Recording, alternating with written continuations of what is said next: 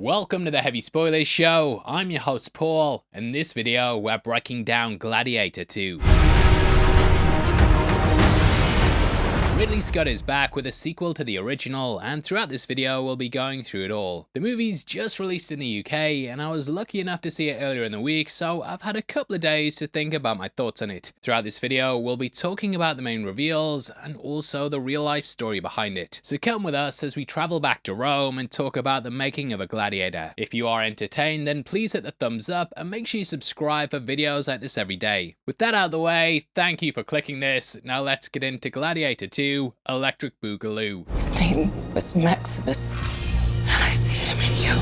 Okay, so in the film, we learn about the aftermath of the events of part 1. Though it seemed like Maximus had secured safety for Lucius, we learn in the film that that was a lie. Turned out that as they were carrying out Maximus's body, his mother Lucilla realized that his son would be hunted because of his right to the throne. Sending him away, she promised to get him back, but due to the constant tracking, he had to disappear. Now throughout the film, we learn that Lucius is actually the son of Maximus. We discover that when his mother was 14, she was placed into an arranged marriage with a man that was into other men. So Lucilla ended up hooking up with Maximus, and he's actually his son. Finding a wife, his world was rocked when Rome invaded his home Numidia. Led by General Marcus Acaeus, is it Acaeus? I don't know mate, I'm gonna butcher the pronunciation. Led by him, he's been in charge of a conquest claiming cities for Rome. During this, Lucius's wife's killed, and he himself almost goes on the river Styx. This is a version of the afterlife we see throughout the film, with it being what the Greeks and other many cultures believed in. They thought a ferryman would take them across the river Styx, which is something Lucius sees of his wife. However, he does not die here, and he's then captured and enslaved by the Romans. We then see as the general returns home, tired of war, just wanting to spend time with his wife. Turns out he married Lucilla, and the pair are planning to overthrow the emperors. Now Pedro Pascal's obviously playing Reed Richards, with Johnny Storm being played by Joseph Quinn. It was nice seeing the pair together on screen here, though I'm guessing they're playing very different characters. Quinn is playing Emperor Gaeta, and he rules alongside his brother Emperor Caracalla. Both are based on real life figures, with their stories playing out similar to what we see here. Their father Septimus Severus intended for the two of his sons to rule together. However, this led to a rule fraught with infighting, paranoia and death. This is something we see in the movie, but the real life story was actually worse. The joint rule was dismal, and the palace itself was split into two. Neither's servants were allowed to enter the other in case assassins or spies were disguised as them. They'd also only meet in the presence of their mother, and would do this with a number of bodyguards. The empire was held together by their mother Julia Domina's peacekeeping abilities, but they constantly fought back and forth. Initially, she suggested splitting the kingdom into two parts, but this was rejected and tensions escalated. Caracalla attempted to have his brother killed at several points, but all of these failed. Thus, he tried another tactic, which involved bringing him and his mother together for peace talks. However, it's a trap, and this was used as a way to kill his brother. Ordering his centurions to murder him, Gaeta ended up dying in his mother's arms. Now the movie handles this differently, with it being those around him that manipulate the emperors. The general decides to launch a coup, but he has to wait for his army to arrive. On the flip side of this, we have Maximus, who's played beautifully by Denzel Washington. Initially, he sort of fits the role that Oliver Reed played, with him recruiting gladiators for the games. He notices Lucius when he and the other slaves are fighting against monkeys, and the character ends up biting one of them. This eventually leads to him rising up through the ranks of the gladiators, and it all started because he tried eating this monkey. If she was a female monkey,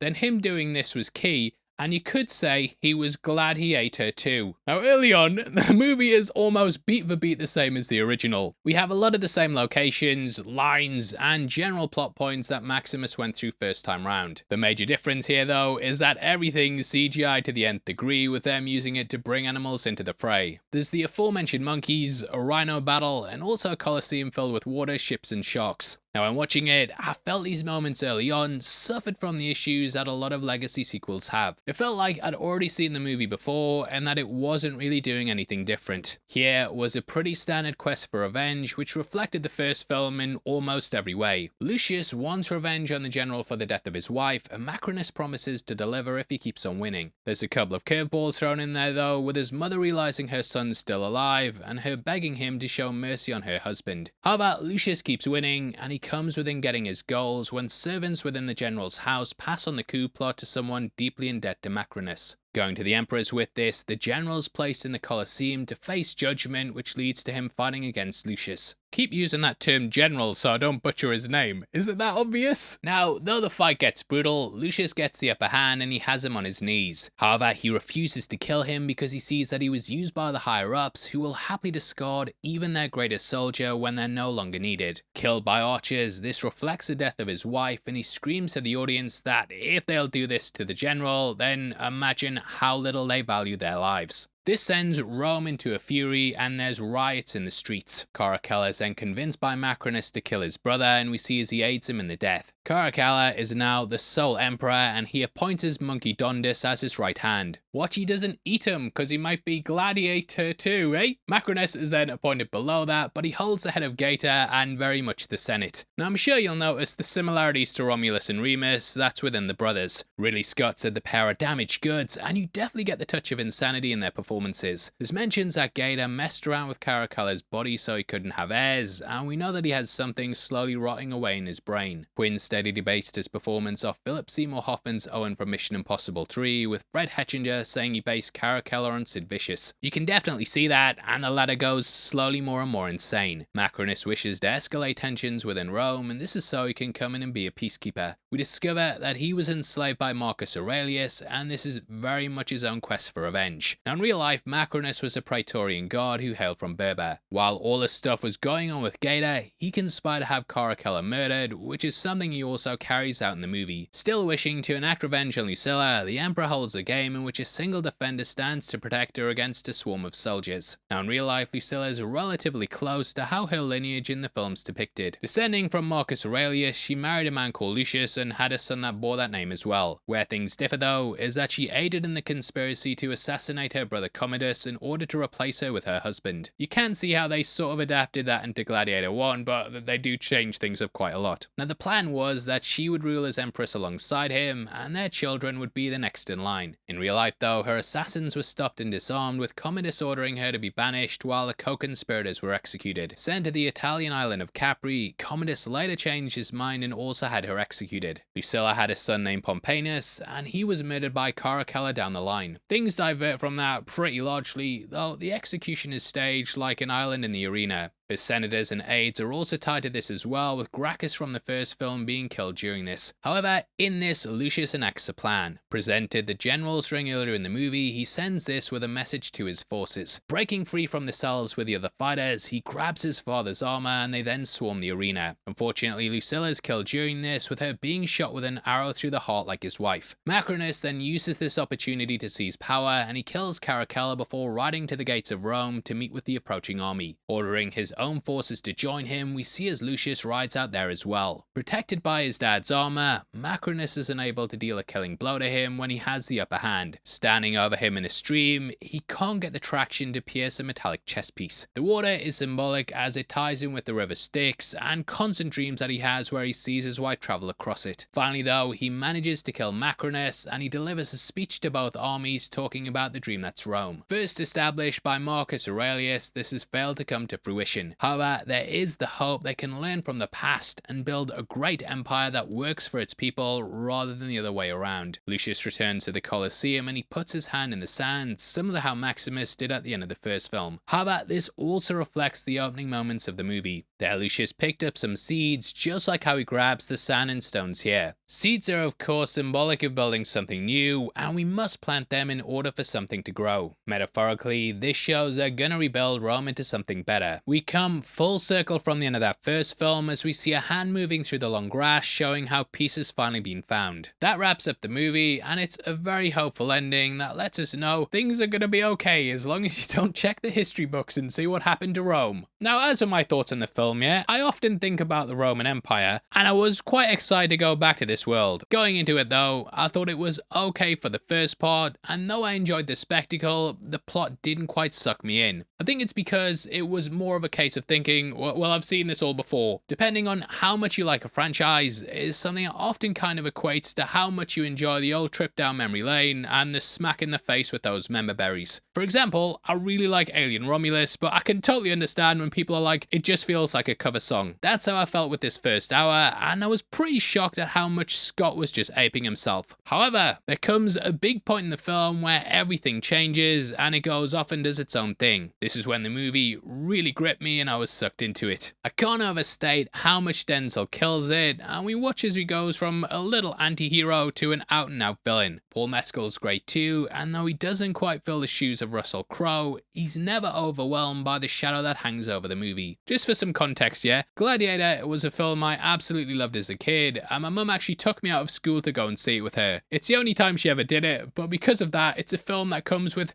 a very special memory for me. I got to skip school to watch a movie, and that's probably why I'm a movie YouTuber. Obviously though, I really loved it, but I always felt it was something that didn't need a sequel. I followed the stories of all the directions they thought about going, but it felt like they were getting stupider and stupider. Like there was one where Maximus was resurrected by a Roman god, and he'd be sent back to Earth to kill Jesus and his disciples in order to end Christianity. Maximus would then murder his own son and be forced to be a weapon by this evil pagan god. He'd fight in the Crusades, World War II, and also Vietnam, with him eventually working at the Pentagon. It sounded crazy, especially with how grounded that first film is, and I just shut off mentally to the idea that we were ever getting a sequel. So when this got announced, I was kind of meh on it. However, I'm gonna say it, I'm glad they made it. I love returning to the Gladiator world and seeing how it brought things full circle and built out that dream. The cast do a phenomenal job, and Connie Nielsen also kills it as Lucilla. I can't believe she's 59 and still as beautiful as the day I saw her in that original movie. She really acts as the heart of the film and does such a good job of bringing it all together along with the rest of the cast. I feel like Pascal and Quinn both excelled as well. I'm guessing their schedules meant they had to go start work on some of the fantastic films, but they still leave a big impact even though they're only in half the movie. Also, Matt Lucas pops up as well, which I wasn't expecting at all. Overall though, I did enjoy this film when it started doing its own thing, and it's one that I came out being like, yeah, that was pretty good. As I've sat on it though, I've enjoyed it more and more the more that I've thought about it. Though I have my criticisms about it, especially that first hour, I think this movie does enough great things towards the end to leave me with a positive feeling when I'm looking back at it. I still think the original is better, but this sits comfortably as a close second. Feels like a great epilogue and closing chapter to that, though Ridley Scott has said he's working on a third film. At the moment he's 40 pages deep and is said to be an adventure that's gonna follow Lucius. According to the wiki, we're gonna watch as the character now has to deal with the fact that he's gotta rule an empire. He's basically forced to deal with all the politics and having to deal with an empire at his thumb. Scott has said the movie's in the early stages of development, though he has a couple of projects that he's working on before that. However, I am interested to see what direction they go, and obviously I'd love to hear your thoughts on this film. If you want to stay up to date with the channel as well, we're also doing a big push to our Instagram account at Heavy Spoilers. There we announce all the projects that we're working on, including our upcoming Signs and Blair Witch project breakdowns. If you want to support the channel as a member of the Spoiler Society, please also consider clicking the join button below. For just 99 cents a month, you'll get early access to videos every single week, and it goes a massive way towards helping out the channel. If you want to get some Heavy Spoilers merch, we've also got our t-shirt line located just below the video that will let you pick up all kinds of tops like our 007 one, Alien Chestburster stuff, Marvel tees, House of Dragon, and a lot more. We drop new designs on there all the time too, so definitely keep an eye out. Now if you want something else to watch, we've got a video that YouTube selected specifically for you. We clicked the button that said best for viewer, so it's telling you what you should go and watch, mate. You enjoy the next 10 minutes or hour or however long that video is, and I'll see you over there. Yeah, I've been Paul, you've been the best, take care, peace.